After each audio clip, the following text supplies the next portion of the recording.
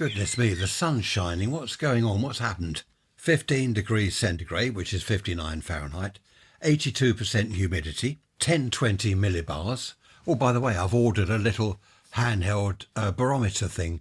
Tells you altitude, temperature, a sort of weather forecast thing. I know it's all on my phone, but I thought it looked rather good. It's only 15 quid. Right, 1020 millibars, and the flag is looking rather limp. No, there's a bit of breeze there blowing from the... Oh, bit of wind from the east for a change.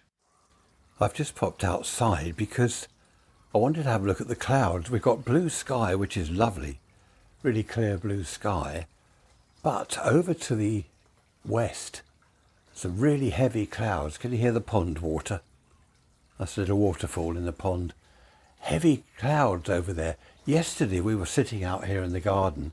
Blue sky, sunshine, lovely. Suddenly, massive black clouds came across. I've got here, where is it, my little weather house. Do you remember the weather houses people had? The lady is out, that means it's dry weather. When the man comes out, it's wet weather. I wonder whether you remember those, or you might even have one, little weather house. But looking south over towards the sea, perfectly clear blue sky, seagulls soaring up there. I saw a fox this morning. I looked out of the bedroom window and he was over the back, there's a field, and he was limping, holding one of his front legs up. But there's nothing you can do. I couldn't go and help him. I couldn't take him to the vet or anything. He'd probably run away. So I don't know what to do about him. Anyway, time for coffee and back to the studio. Back to the studio? Listen to me, what am I like? Let's get down to business. Things we no longer see or have in the UK. I started to make a list, but I stopped because it was too long. We had post offices everywhere.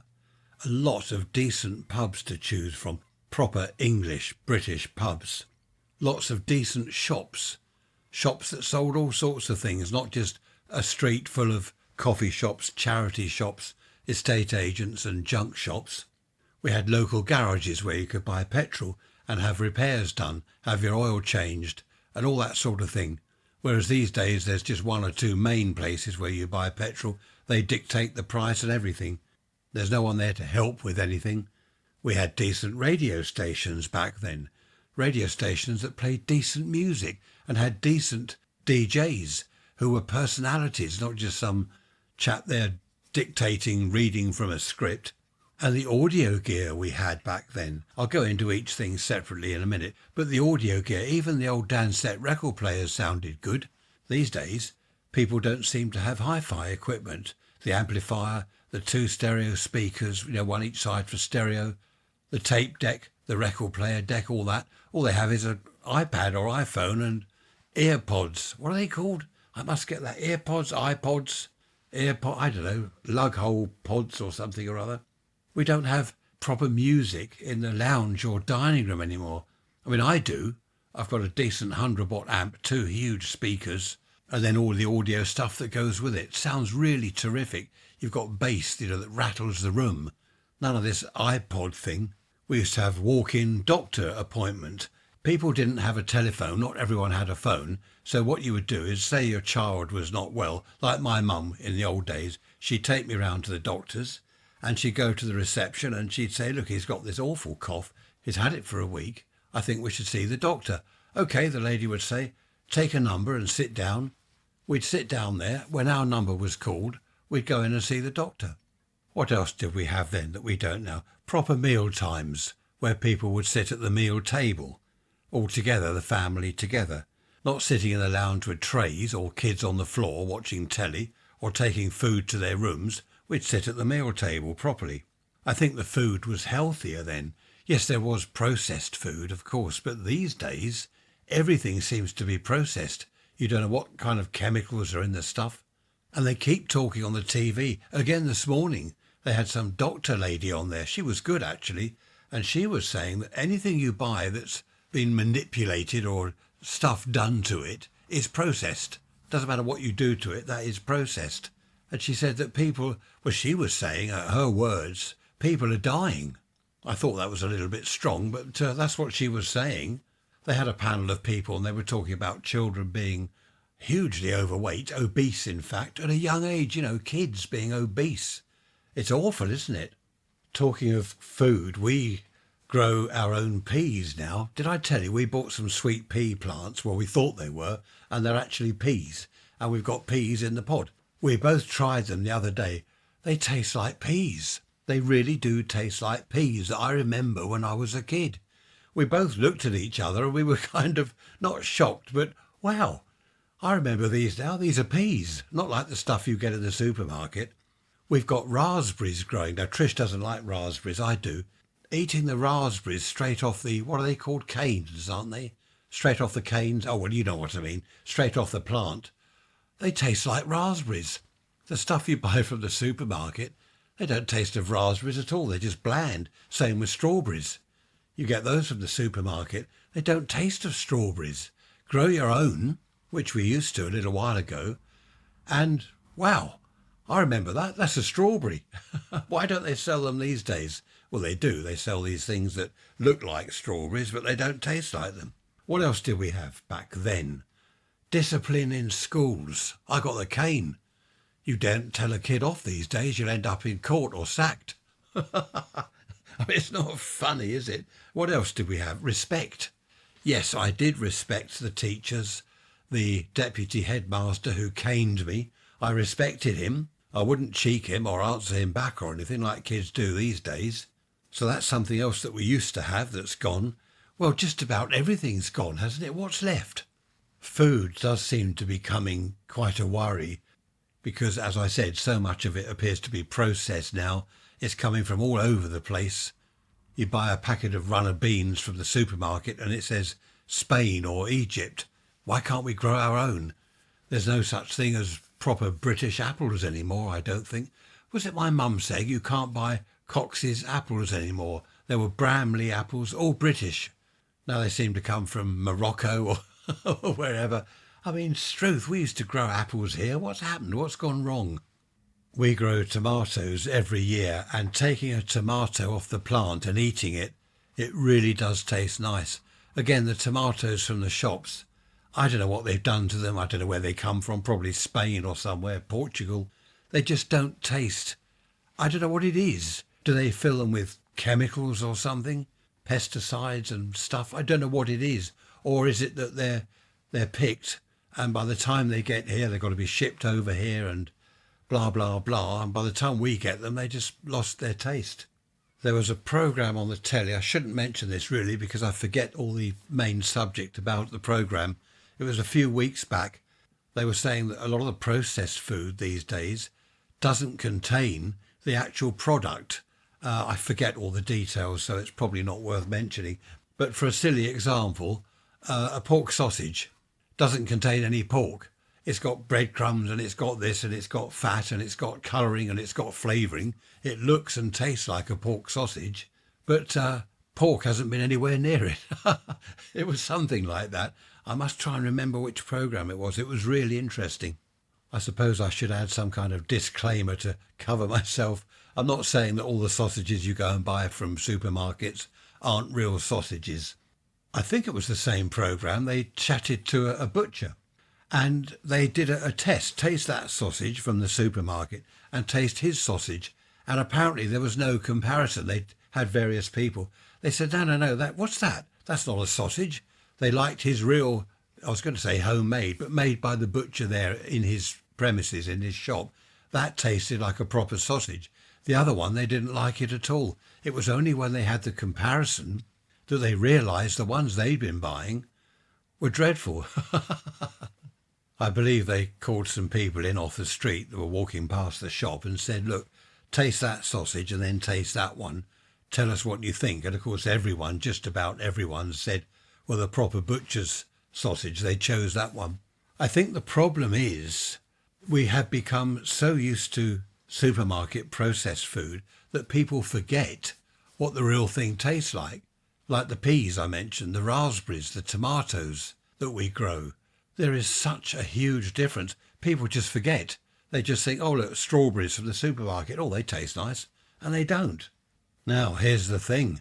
Audio, hi-fi.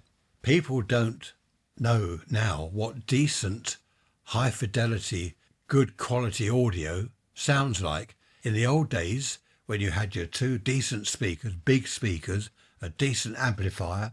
The sound was amazing. You could feel the bass. You didn't have to have the volume up loud to get the bass. You could feel it in the room. The treble was there. Everything was there. It was really good. Good audio, good hi-fi.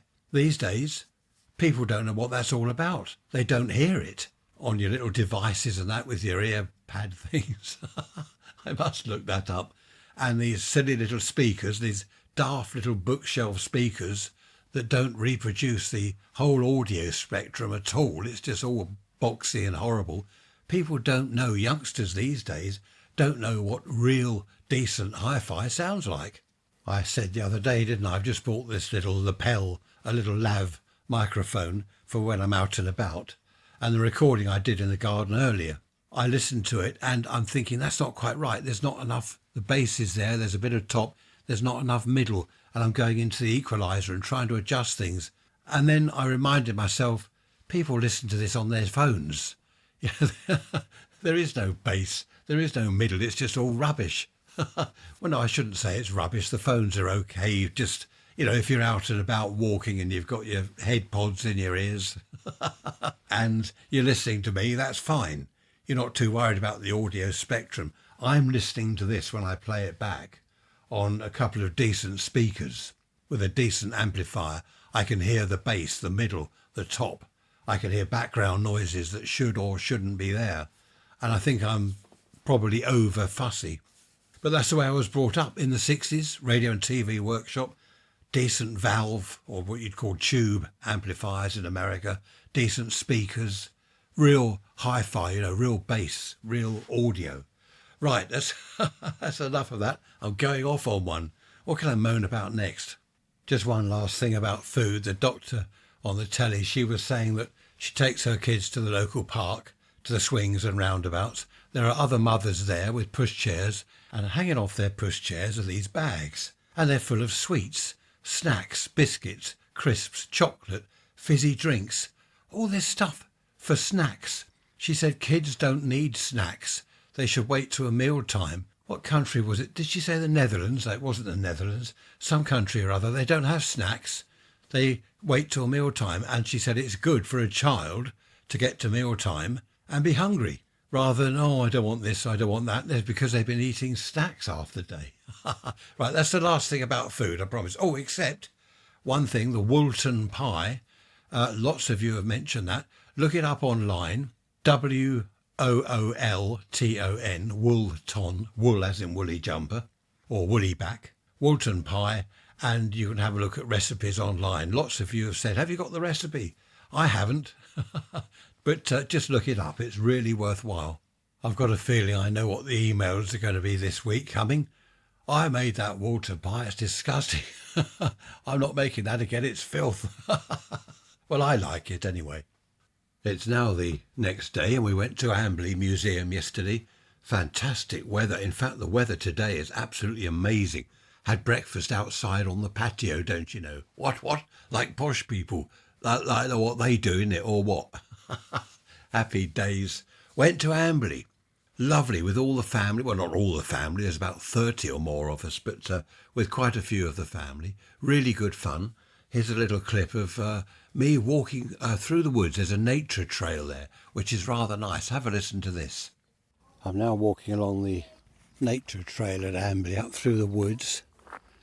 And now back down the bottom, near a disused railway line that went to the kilns here. I'll put a picture of the kilns on the website for you to have a look at.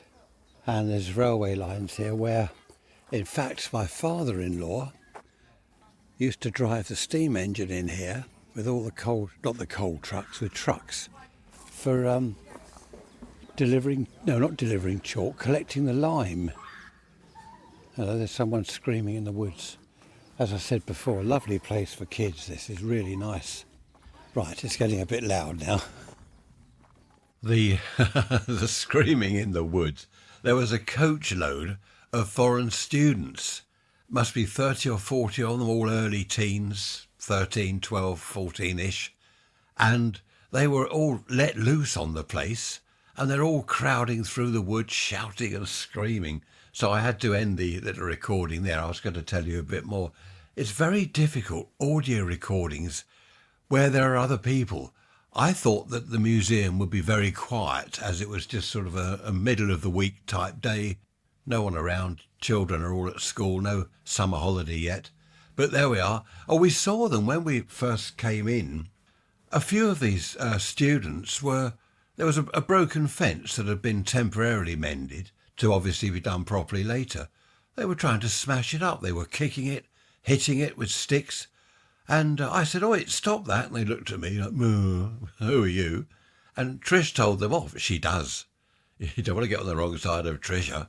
She told them off and they all walked away. But they were smashing up this fence. I mean, what's the point in doing that? Bring back the birch. No, I can't say that, can I? That must have been awful for kids. Wasn't the birch a load of birch tree branches or something that they'd whack them with? That must have caused real damage. Must have been awful. I was chatting to one of the family at Amberley about things we used to have that have gone now. Banks, local banks. You could pop downtown or just down the road somewhere and you'd find a branch of your bank. You could just pop in and chat about your account. And something else that popped up while we were having lunch at Amberley. Lovely there, sitting in the sunshine, the trees, the birds singing. I really enjoyed the day out. But something else that popped up was a ploughman's lunch. Now, in the old days, a ploughman's lunch, it was for ploughmen in the field, going back 100 years or more. What it used to be, was a big, thick chunk of bread, a huge wedge of cheese, loads of pickle, perhaps pickled onions, a tomato, something like that, loads of bits and pieces, but mainly bread and cheese and pickle. These days, I had a lovely ploughman's lunch on the Isle of Wight. That was quite good. There wasn't really enough bread, loads of cheese, but that's rare. These days, it's rare. You ask for a ploughman's at a pub, you'll probably get a funny look and ask, what's a ploughman's? I suppose these days it has to be a plough person's lunch, does it? Is that correct? We don't want to be incorrect, do we? Politically incorrect truth. I get arrested. A plough human's lunch. There we are. That should cover everything. Seriously, the ploughman's lunch has gone. It's a little bit of salad these days, a slice of cheese and a piece of horrible bread. Have you noticed barber shops? This came up. Well, it keeps coming up on the telly. The amount of barber shops opening everywhere. There was one street on the TV news. There's about 6 barber shops, not quite in a row, side by side, but all in the same street, and some of them were actually next to each other. I think there were 6 or more barber shops. We've got them popping up all over the place. I mean, what's going on? Has people's hair suddenly started growing like mad because the sun's out and we need loads of barber shops? Or is there another reason, I wonder? I don't know. Can you think of a reason? Raise Rants. Dear me. Raise Rants at protonmail.com. I have now put the photos of Amberley to the coach trips. I've put the photos on the website, raiserants.info. Just go to photos and you'll see. I'm adding new stuff at the top of the page so you don't have to scroll down. And you'll see the old blackboards there with the various trips. And I've taken a photo of inside the office where the chap would sit in charge there and take the bookings. It's fantastic. And there's also an old Southdown bus, so you can have a look at the photos. I've also got a little recording of me of when I was walking around the office, so I'll put that on in a minute. Talking of photos on the website, I also took a picture of a Hoovermatic Twintub washing machine. Do you remember those back in the old days? That's something else that we had then and we don't have or see these days, which is probably just as well. There was also the single tub washing machine. Do you remember that? What did you have in America? I don't suppose you had Hoover. What were your makes in America? Was it Bendix or was that British? I can't remember. So have a look at the photo of the twin tub washing machine. I've used one of those. I used one of those for many, many years. When I was helping out each week doing the washing, I'd set the old twin tub up in the kitchen and heat the water, chuck the clothes in, put the powder in, then chuck it all in the spin dryer, spin it all out, fill it with clean water, spin it out, more clean water to rinse it, spin it out again, then put it out on the washing line. It took all morning, or all day, I should say. No, not quite all day. So yes, have a look at the old Hoovermatic Twintub. I think the model number was 3174, a Hoover 3174 Twintub. It's really nice that places, not only Amberley, other museums, other places, looking after things like this, old bits and pieces. I'll take a few more pictures now and then when I'm there. There are vacuum cleaners going back to the 1920s. There's one vacuum cleaner. It's huge, absolutely huge. It's on metal wheels. There's a huge motor, a big kind of compressor thing or whatever, a vacuum pump or whatever it is. It's a massive wooden thing. It looks like the sort of trolley, a big, like a wagon you'd hook on the back of a vehicle and tow it along the street. It's an amazing thing. I don't know where you would have kept it in the house, unless it was taken round houses and they'd vacuum for you or something. I don't know. Quite interesting though. I'll grab a photo of that next time I'm there, because I know you're highly interested, aren't you? You're supposed to say yes. Just going back to the ploughman's lunch, in the old days, people that worked out in the country didn't have a lot of money. Do you know the hawthorn tree? Is it a tree or a bush? Hawthorn tree, we'll call it. They would eat the leaves and the berries, and it was called bread and cheese. The leaves were the bread and the berries were the cheese.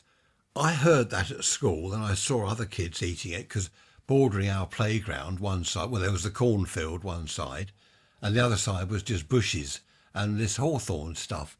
And I remember eating the leaves and thinking, that tastes rather nice. Apparently, that is a poor man's lunch, or used to be a poor man's lunch. And I did eat the berries. Probably best not to, when the other kids said, look, eat those berries.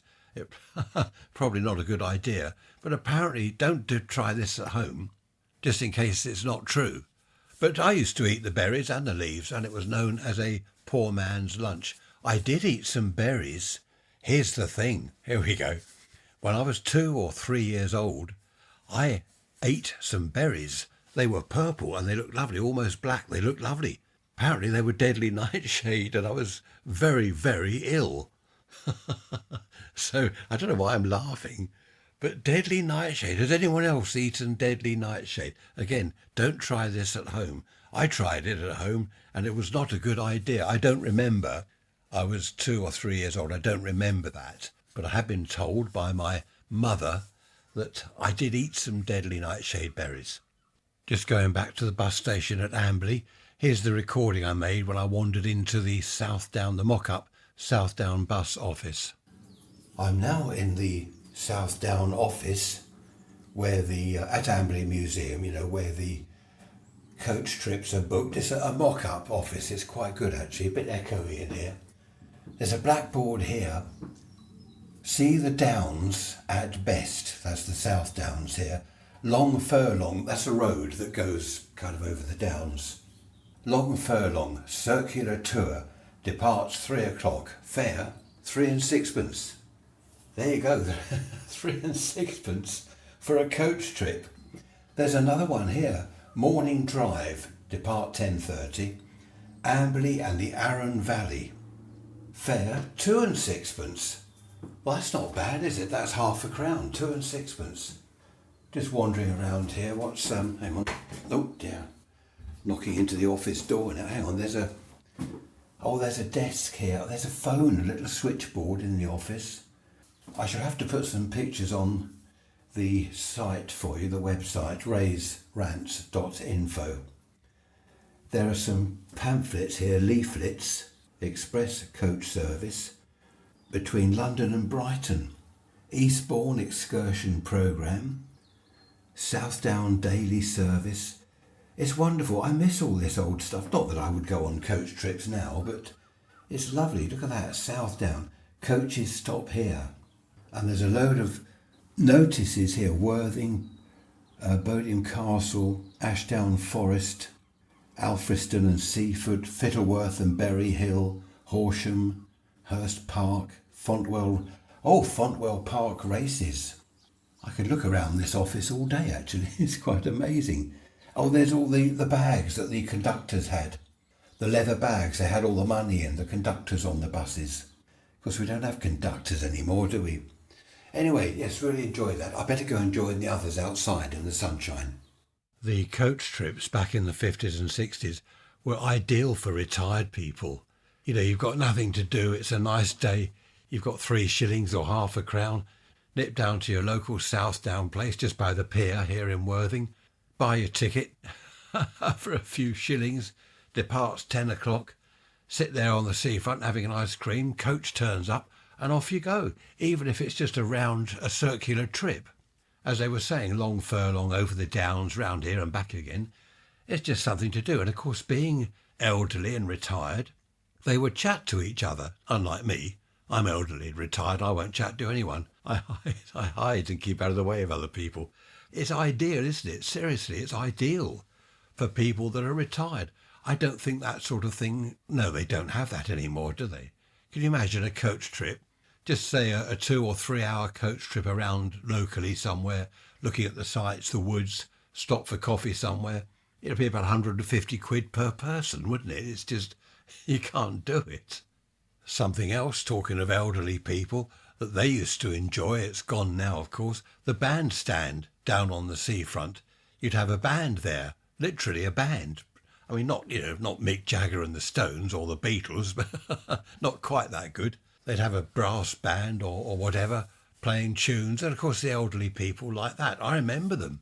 I remember them sitting in deck chairs. Red hot summer day, they're sitting in their deck chairs. The ladies were wearing a hat, a scarf, a thick winter coat, gloves, and the men always wore suits, of course. Midsummer day, weren't they hot? That used to amaze me when I was a child. My grandma, she'd take me into town to do whatever, and she'd have a thick, heavy coat on. And it's hot. I'm in sort of T-shirts and shorts and sandals, and I was too hot. I don't know what it is about old people. I mean, I'm old, but I don't wear a winter coat to Amberley in the red-hot summer sun. I had my coat of many pockets on. It was my father-in-law's, who's now sadly passed away, and it's been passed on to me.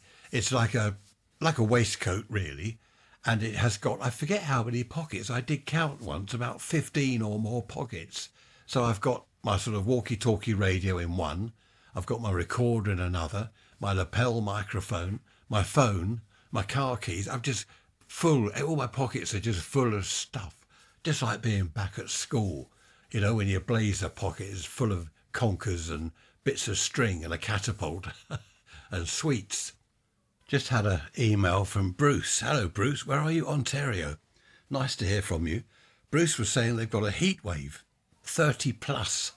That's too hot. You see, here we get to 20-something, 21, 22, and they're saying, oh, heat wave, we're going to roast, we're all going to cook, which is daft. It's not a heat wave, but that's it's nice, Bruce, isn't it, to have the summer. But on the other hand, you don't want to get cooked. Now, the point I was coming to, Bruce, you've come up with an idea, the storm of 87. Everyone in the UK, well, everyone who's old enough, will remember the storm of 1987, the Great Storm. It was awful. Roofs were torn off houses. Chimney pots came down. A neighbour of ours, the chimney up on the roof, the chimney came down, smashed through the roof, smashed through the bedroom ceiling and landed on this couple's double bed. Luckily, they weren't in bed. I forget where they were. They were out or downstairs. They were doing something. Had they been in bed, it would have killed them. Bricks and chimney all over their bed. Trees were torn down. Thousands of trees were ripped out of the ground all over the country. It was horrendous. The infamous part about the storm was Michael Fish, the weather presenter on the BBC. He was saying, no, there's not going to be a hurricane. And he said, a lady from, was it Wales or a lady from somewhere has just phoned the BBC and asked whether there's going to be a hurricane. And he just said, no, of course there's not going to be a hurricane. Don't worry. And there was the worst hurricane in 2 million years or something since records started 3 million years ago. It was awful. I remember driving to work the next day.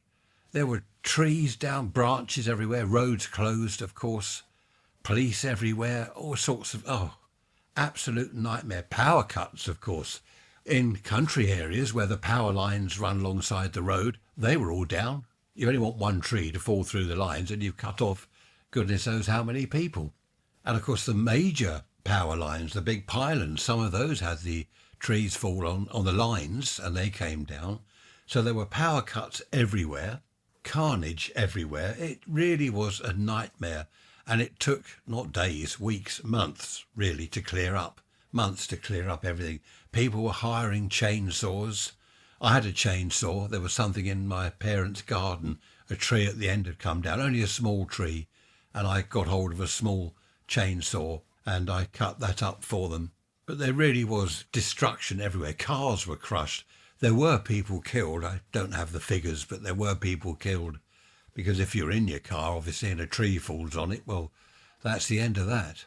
Thank you for that idea, Bruce. I'd probably mention a bit more in an episode, which I can concentrate a bit more on the storm of 87. It was awful. There was it the big snow of 1947? I think I've covered that one.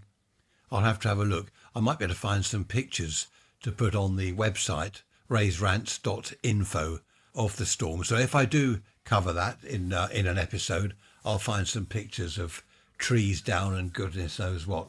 It was a terrible time. It did take months and months to clear up. As you all know, politics is a no-no on the episodes here. Don't do politics. I might mention the odd thing, but I'm not getting into politics.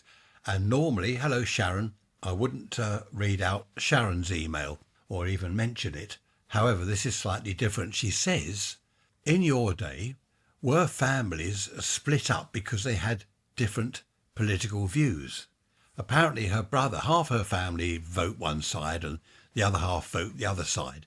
And there are arguments, she says, and heated debates, but her brother isn't speaking to her. He hasn't spoken to her now for several months because there's this up-and-coming election. He's on one side, she's on the other side. She tries not to discuss it too much. He wouldn't let it go, continually questioning her. Why are you going to vote for them? When I was younger, Sharon, we didn't have this divisive stuff. Not that I remember anyway. I'm thinking back to my teens, 20s, 30s. Obviously we had general elections. Obviously people had different political views. But there wasn't this divisive stuff. There seems to be, to use your word, Sharon, hate. There's hate around, isn't there? People hate each other. I just don't understand any of it. So to answer your question, no, I don't recall any of this stuff going back in my younger days at all. The only consolation, Sharon, is it will all be over on the 4th of July. That's it. That's polling day on the 5th of July. Presumably it's the 5th, is it? I don't know. We've got a new government. So the less said about that, the better. What shall we move on to? Let's move on to something more interesting. What can we talk about next? Hang on, I shall have a sip of my coffee and we'll move on. Things that we no longer have. I remember something that was good fun. Well, it was daft, actually. Punch and Judy on the beach. Who remembers Punch and Judy? We had a Punch and Judy man down on the promenade or wherever on the beach. And he had all these little chairs set out for the children. And he is in his Punch and Judy tent thing. Yeah, that's the way to do it. Oh, no, it's not. And was it Punch or Judy? No, Punch, wasn't it? He'd bash his wife up. The policeman would bash him up because he bashed his wife up. Highly politically incorrect, or is it incorrect? Not politically correct at all, put it that way. And there was domestic violence because Punch was bashing Judy up. I think Judy was his wife. And there were some other characters that would pop up. Wasn't there a crocodile?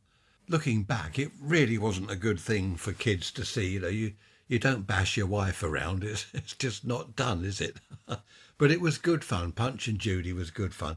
And it used to attract quite a few kids on the beach. It gave their parents a breather.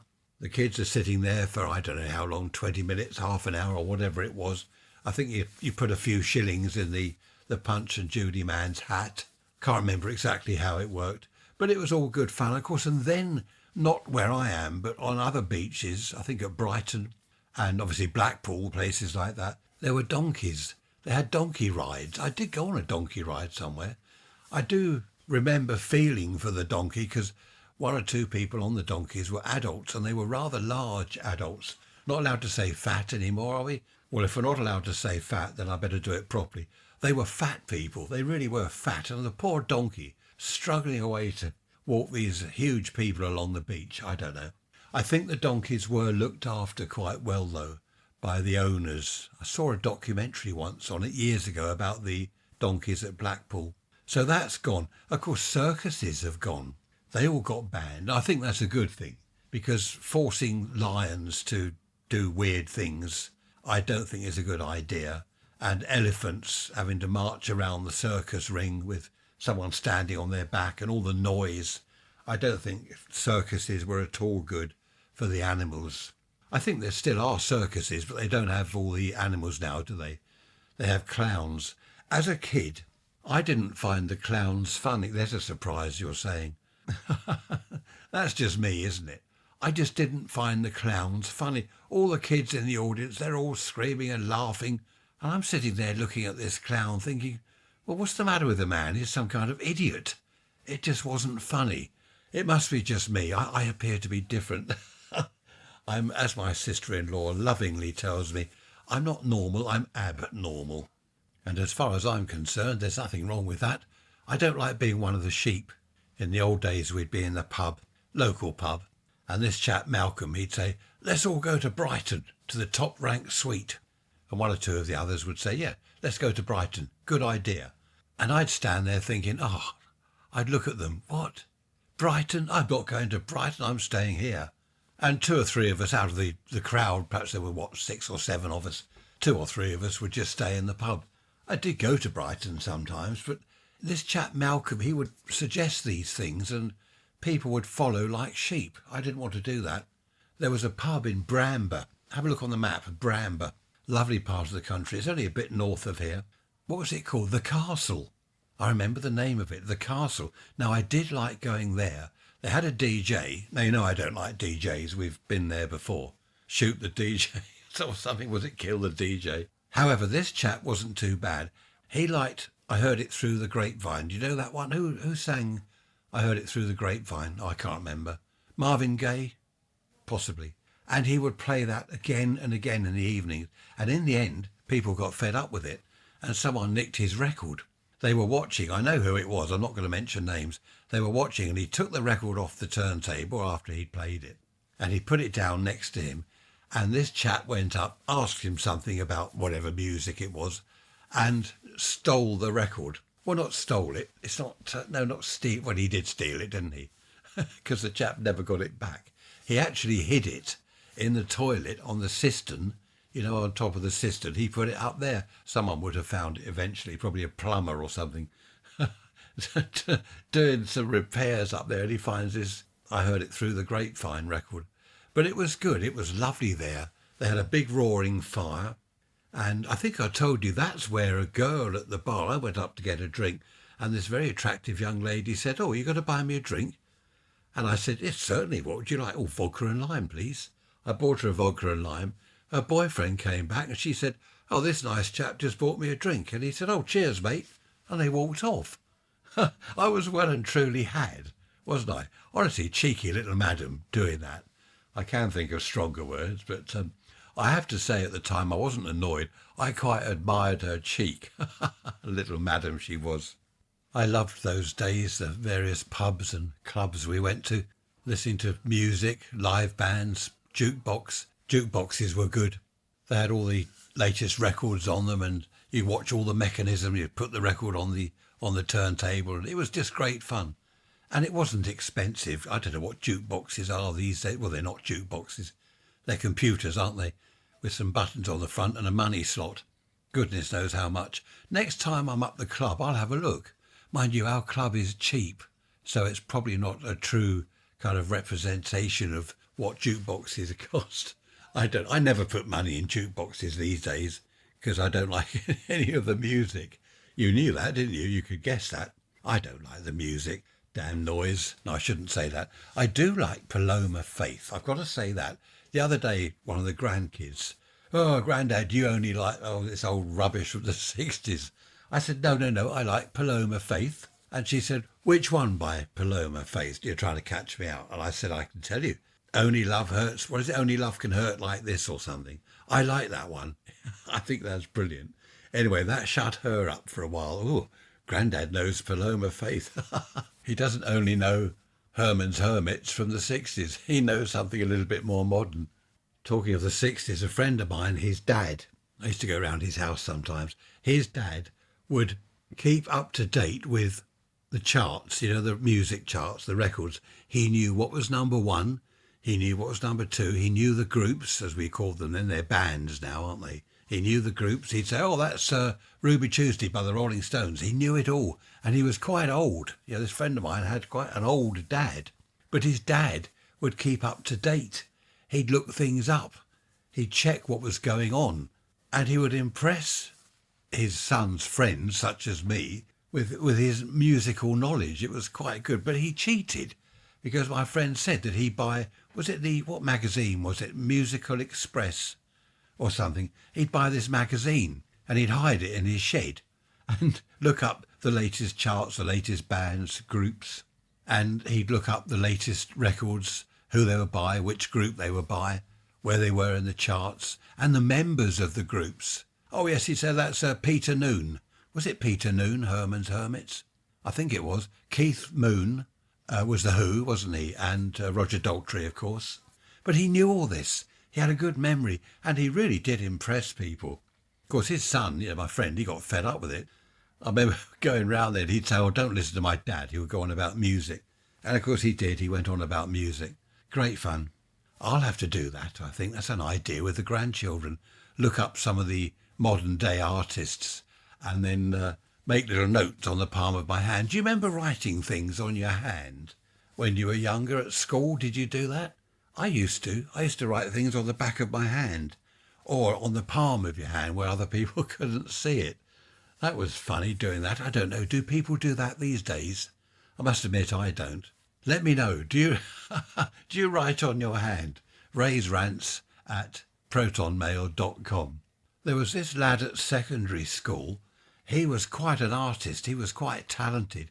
And what he would do to other kids on their arm, just above your wrist, on your arm, he'd draw tattoos. He'd draw pictures. He had coloured pens, different biros, green, red, blue, black. And he would draw these amazing tattoos like a snake, like the Navy people. If you're in the Navy, I don't know why, there was a snake on your arm. I knew a couple of chaps that were in the Navy. They had snakes climbing round a dagger, was it? Anyway, this lad, he charged sixpence to draw a picture with his different coloured biros on your arm. And it looked really good. I had one or two done. Of course, the teachers went mental. Do that. So you get, what was it they said? You get ink poisoning or something daft.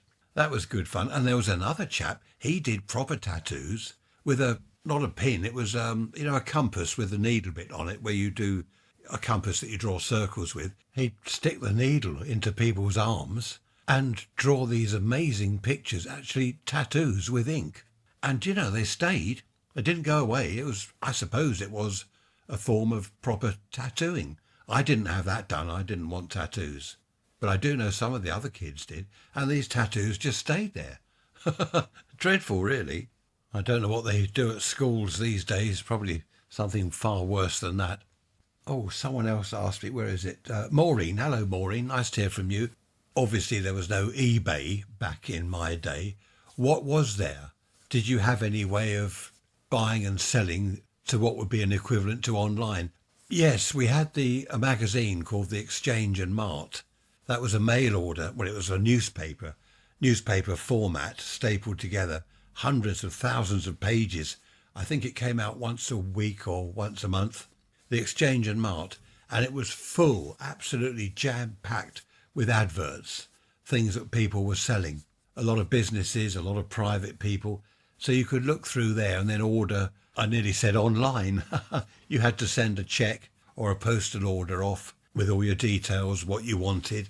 They would then, if it was a postal order, it would cash straight away. If it was a cheque, they'd bank it and you have to wait 3 or 4 days for it to clear. If you ordered something, you might get it in a week if you're really lucky, but normally week and a half, 2 weeks before it turned up. None of this Amazon Prime where it turns up the next day. I have had stuff turn up the same day. Amazing.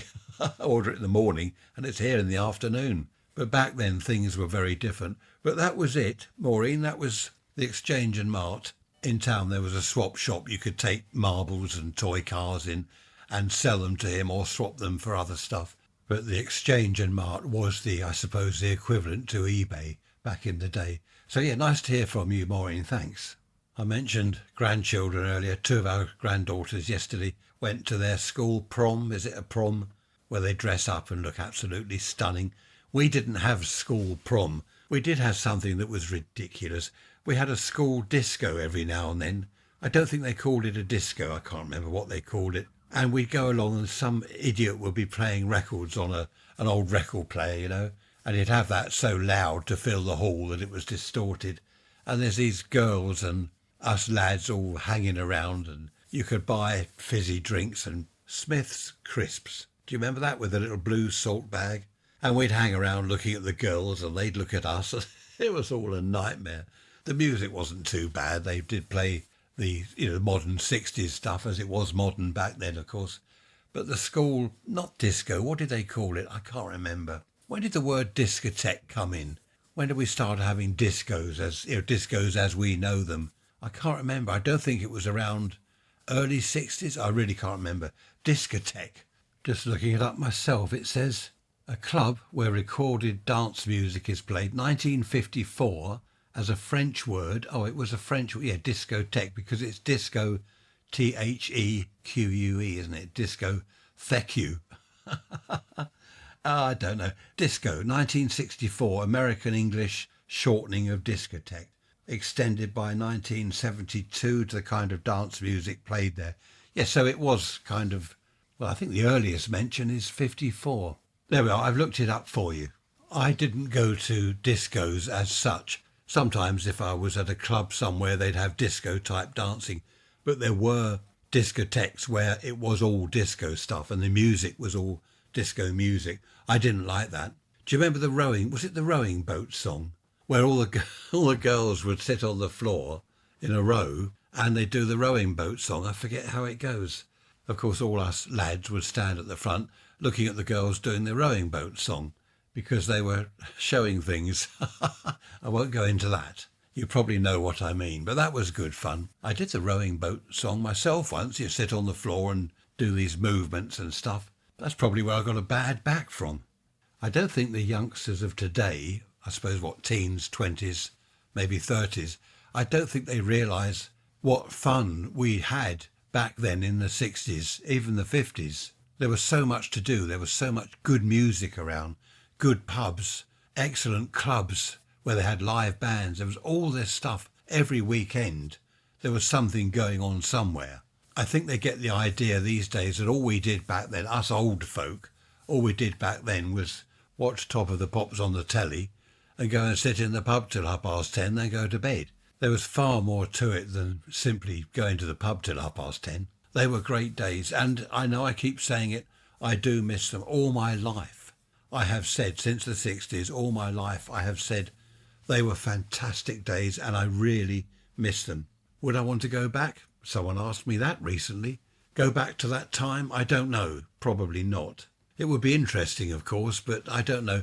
Would I want to live my entire life again? And what would I change? That's something people often ask each other, isn't it? If you could have your life again, what would you change? Stone the crows, I've no idea. Thinking back, I don't know. Anyway, there we are. Going to end it here. Did I tell you I've got a bad back? I don't know what I did. I think it was going to Amberley Museum, standing about. It's all right walking, it's all right sitting, it's all right doing things, but just standing around seems to do my back in. You're not interested in my back, are you? Have a good week. I will see you on, where are we? It's Sunday. I will see you on Wednesday. We're off to Butlins next month. I'll do one of my outside broadcasts from Butlins and tell you how terrible it is. No, I think that's 3 or 4 weeks away. So have a good week. I will see you Wednesday. Be good, be bad, don't get caught. Take care. Bye-bye for now.